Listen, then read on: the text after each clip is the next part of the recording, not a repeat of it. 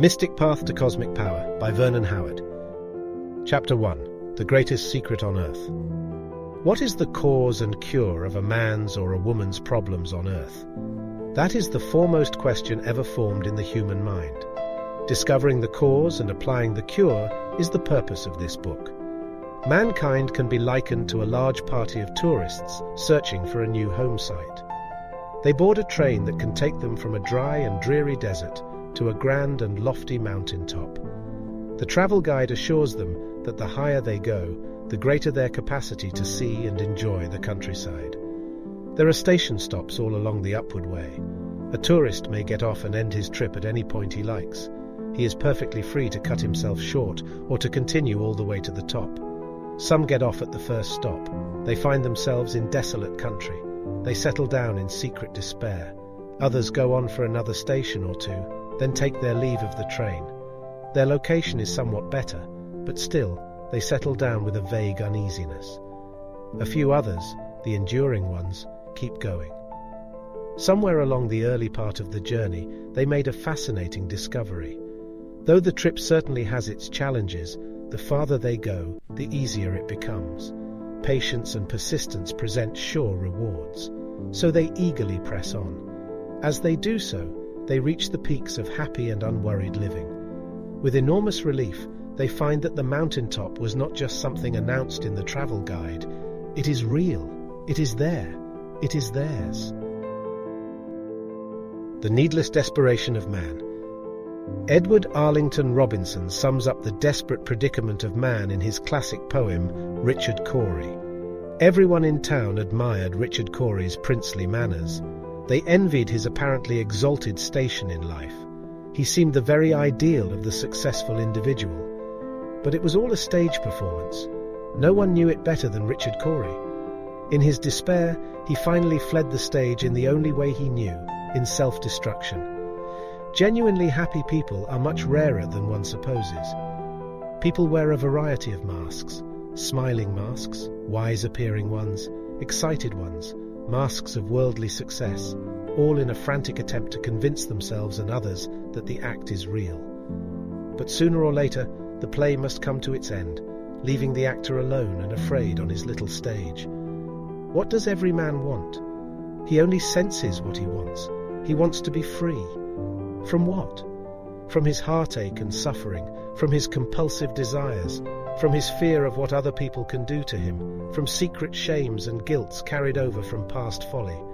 He wants self-liberty, but he doesn't know what it is, or where to find it. Still, he anxiously seeks, and almost always in the wrong places.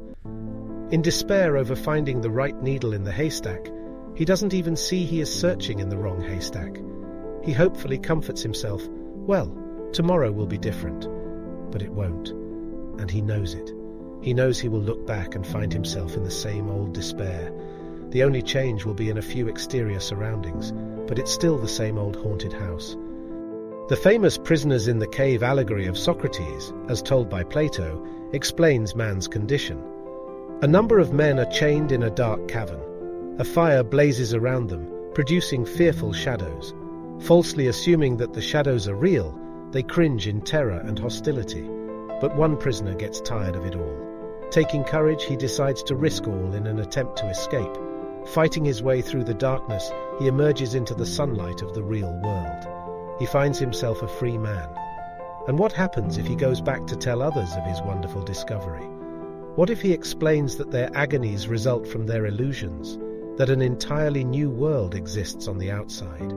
Will they welcome his message? They will not. What? And give up their smug assumptions that they already know what is real? And disturb their ego-centered ways? No. They will scorn and resent him, call him a deluded fool, and remain in their secret despair. What solution does the mystic path offer? There is a way out. Man is a frightened wanderer. That is an observable fact. But there is a second fact he rarely glimpses. There is a way out. It consists of finding his true identity. That is the only way any human being has ever shed the ache of separation, isolation, loneliness. A prince was kidnapped at birth from his father's palace. Raised in poverty in a wretched village, he rebelled against the poverty of his life. He constructed careful plans for becoming king of the land. Through a series of schemes and battles, he won the throne. But he was anxious, hostile. Having taken the kingdom by force, he lived in dread of other ambitious men. It was day-to-day misery. Then he learns his true identity. He is a king by birthright. He sees the folly of trying to retain by force what is already his inheritance. Now, with this kingly consciousness, there is no fear, no threat, only quiet dominion.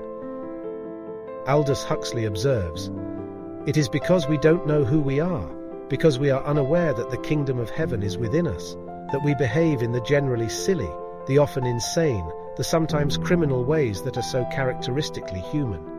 We are saved, we are liberated and enlightened by perceiving the hitherto unperceived good that is already within us, by returning to our eternal ground and remaining where, without knowing it, we have always been." Every man is a king through conscious awareness of his true identity. He need not try to be anything. He need only realize who he really is, a king by birthright. How can we start practicing this idea? How would you feel if you had no fear? Feel like that. How would you behave toward other people if you realized their powerlessness to hurt you? Behave like that. How would you react to so-called misfortune if you saw its inability to bother you? React like that. How would you think toward yourself if you knew you were really all right? Think like that. These are kingly states of consciousness. By living with them, you live like a king. It is a fascinating process. A self-working individual will be sitting around home one day when the startling thought occurs. Here I am, sitting around, doing nothing of interest, nothing to hope for, no one to talk with, and am not depressed. He knows what would have happened a year or two ago in a similar situation. He would have trembled at the nothingness, at the lack of outside stimulation. But he has changed. He is no longer at the mercy of moods. He sees through the bluffs of negative impressions. He is quietly there, and that's all there is to it. The greatest secret on earth, what is it? By contacting a higher power, a man can live an entirely new life, both in the here and now and in the there and hereafter. That is the greatest secret on earth. The mystic path leads upward to that new life. How does the average man spend his day? He can be likened to a pendulum. Something favorable happens in his exterior life, perhaps a raise in pay or a compliment. He feels good. But the next moment, strangely, the pay raise and the compliment become meaningless, so he swings over to depression. His entire day is spent wearily swinging from one state to its opposite, between confidence and fear, between cheeriness and gloom, calmness and nervousness, peace and anger, decision and indecision. This is followed by feelings of futility, of being trapped. Though he may seek answers here and there, he has no real hope. Though believing that he may feel good tomorrow, he agonizes over the knowledge that he will plunge into emptiness the day after. He knows that his temporary elation will cruelly vanish, as the mirage disappears before the desert wanderer. There is another way to live. I assure you that this is no mere opinion of mine. I know. I also know that my telling of this can encourage but cannot convince you. But you can, by taking careful heed to the principles, convince yourself through actual experience. No person and no circumstance on earth can prevent you from experiencing the new life. Not even vow can prevent it, if you are willing to change who you are. Our life transformation is in exact proportion to the amount of truth we can take without running away.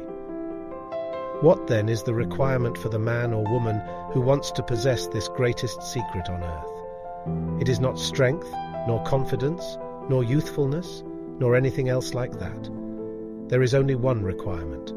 The seeker must be willing to listen and to learn something new. With that, all things are possible.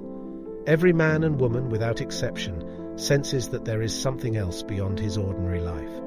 The perfect evidence that there is something far better is his enduring search for it. Our task is to raise this unconscious sense to the conscious level where it enriches us, just as pearls enrich the man who brings them up from the ocean floor.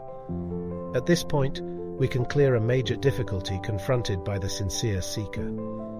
The moment he begins his quest, he is assaulted by the terrible thought that this too may be a delusion. He agonizes over the possibility that the answer may not really exist after all. His previous failures overwhelm him with the horror that this new reaching may also come back with empty hands. No, if he persists, in spite of his doubts and failures, he will find the answer. It exists. The mystics have found it, and they point the way.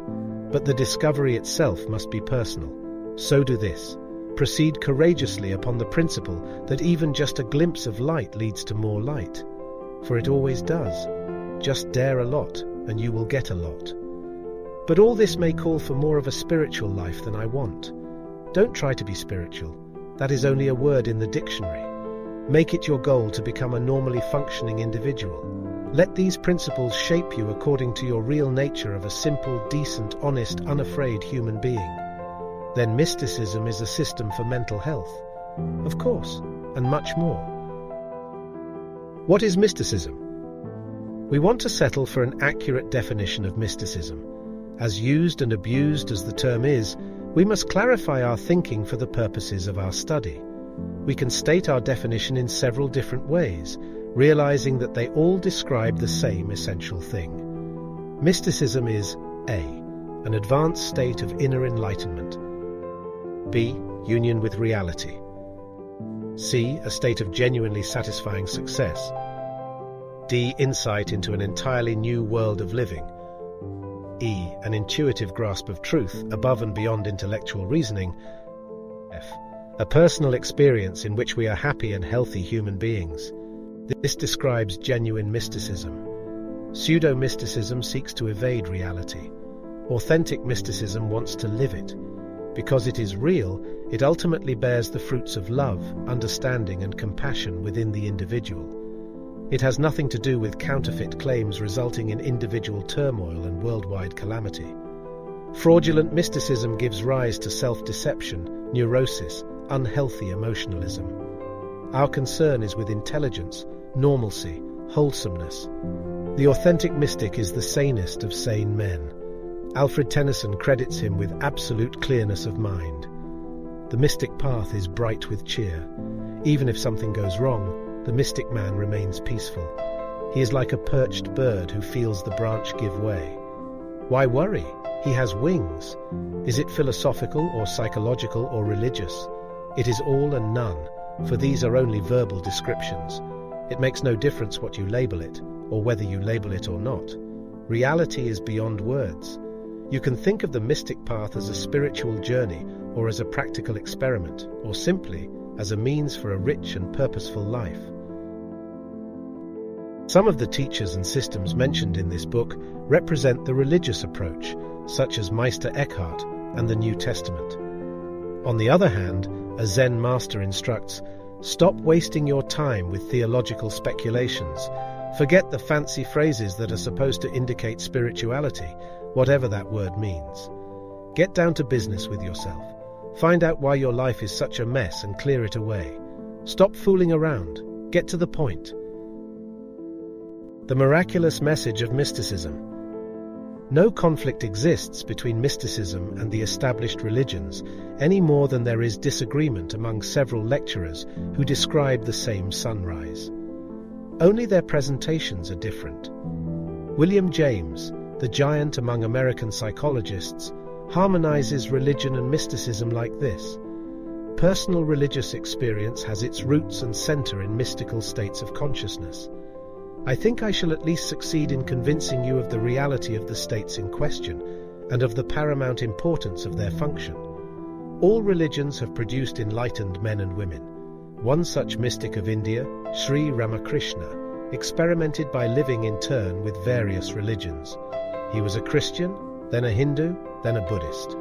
He discovered the same truth in all. Mysticism is not this or that particular cup on the table.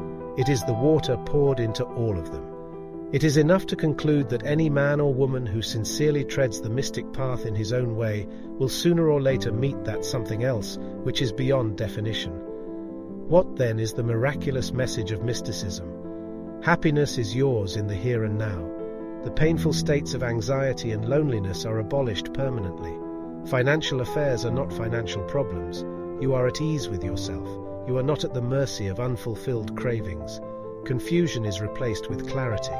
There is a relieving answer to every tormenting question. You possess a true self. Something can be done about every unhappy condition. While living in the world, you can be inwardly detached from its sorrows to live with personal peace and sanity. This is what unknowing people call impractical mysticism. This is the greatest secret on earth. Unfortunately, it is a secret hidden from the eyes of most men, but it is available to all. Anyone who really wants it can have it. Never forget, you are following all this for your own sake.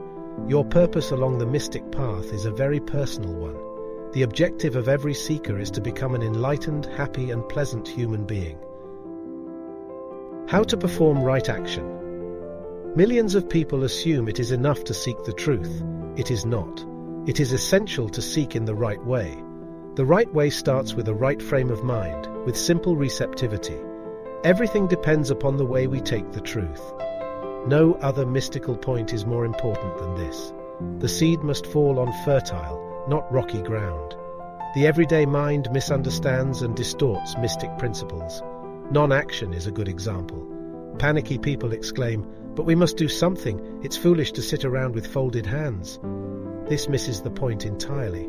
Mysticism explains that a panicky man is like a passenger on a reliable ocean liner.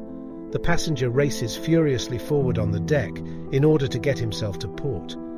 If he would stop this panicky action, he would do the right thing, which is calmly see that he need not do anything but let the ship carry him to port. Some inquirers are apt to think that mystic teachers dwell in some sort of ivory tower, having no contact with the realities of a harsh world. Such notions are quickly dispelled by reading about the early lives of teachers like Augustine and Count Tolstoy, whom we meet later. The difference between the mystic and his critic is this. The mystic has met and conquered the harsh world, while the skeptic is still punished by it. When a teacher is accused of knowing nothing about the everyday world, he reflects upon his own former business struggles, his affairs with women, and his own intensely hard work at self-liberation. When accused, he thinks of it all, smiles, and says nothing. The mystic path has everything to do with everyday affairs.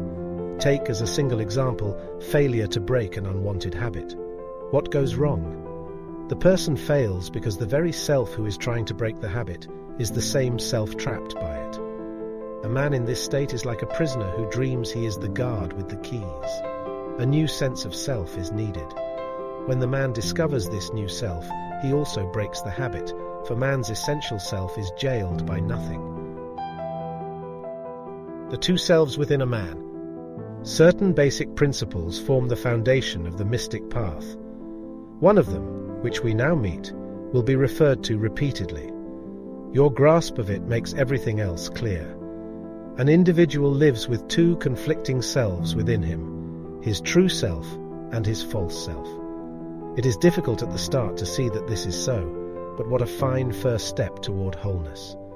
The false self consists of everything negative within a person.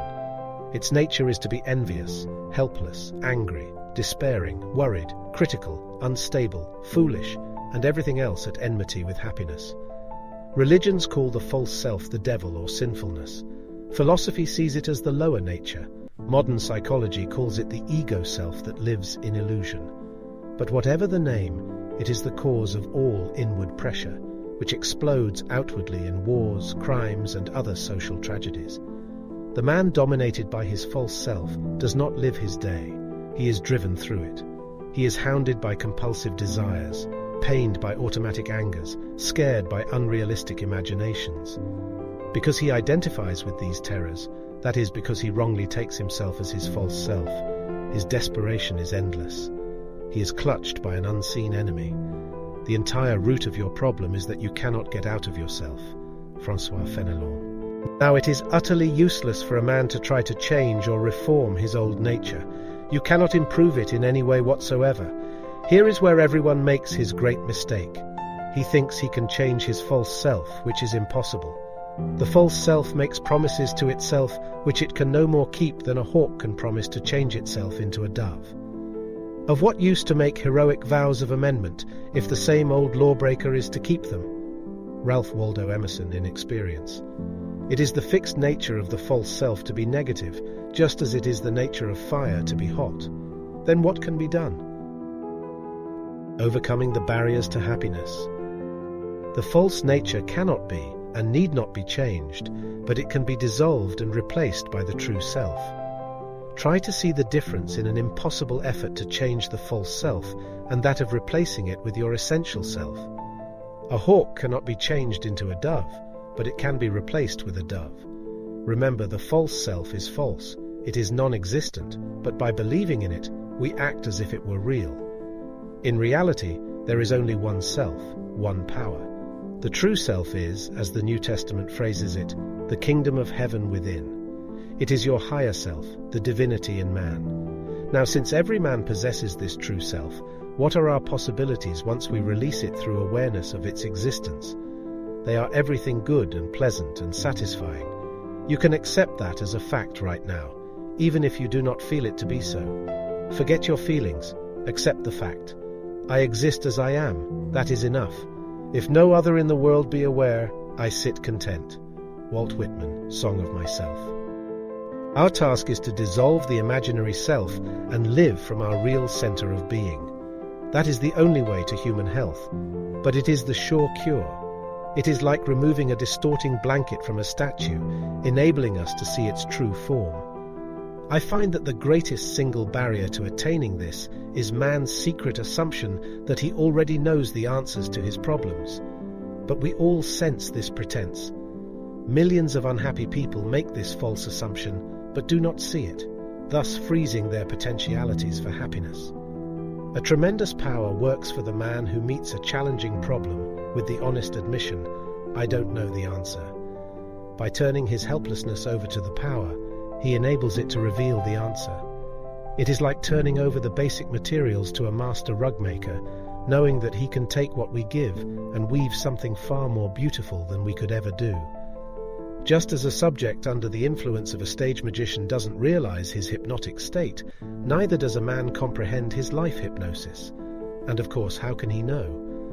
While under hypnosis, he has no basis for comparison between hypnosis and wakefulness. Because the hypnotized man knows only hypnosis, he will scorn any other possibility.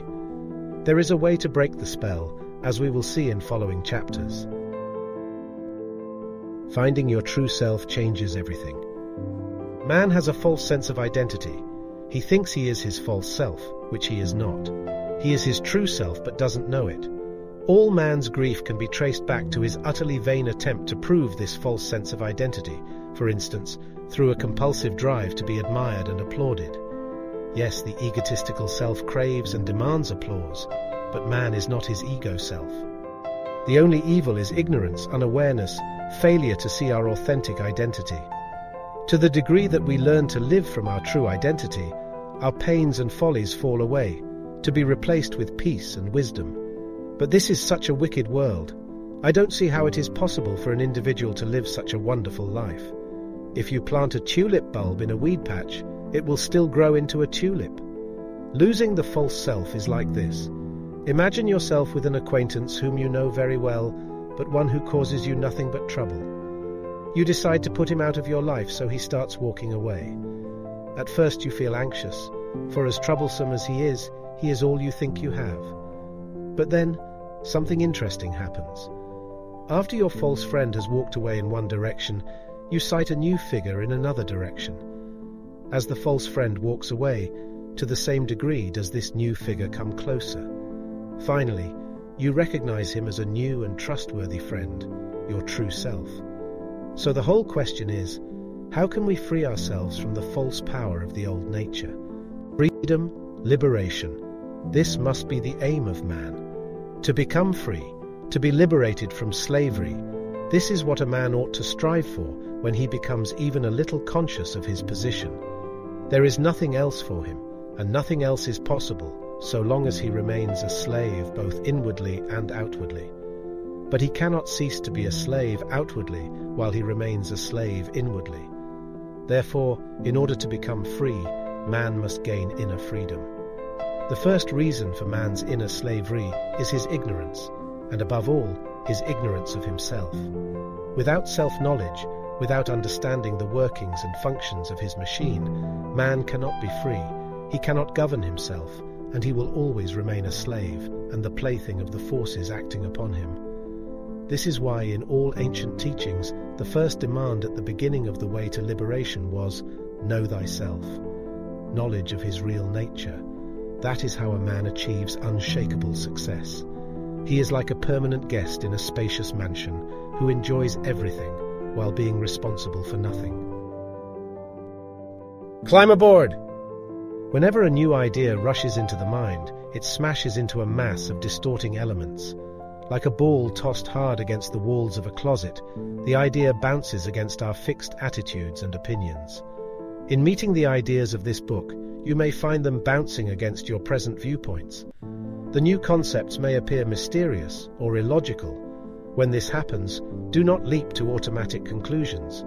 This cuts off necessary inquiry. Rather, adventure with the new ideas, get acquainted with them. There is a pleasure in the pathless woods. George Gordon Byron. Read as if you have no personal attitudes. Be open and receptive. This frees the mind of conditioned thinking, enabling it to absorb the new. We need start with nothing more than a simple desire to get the point.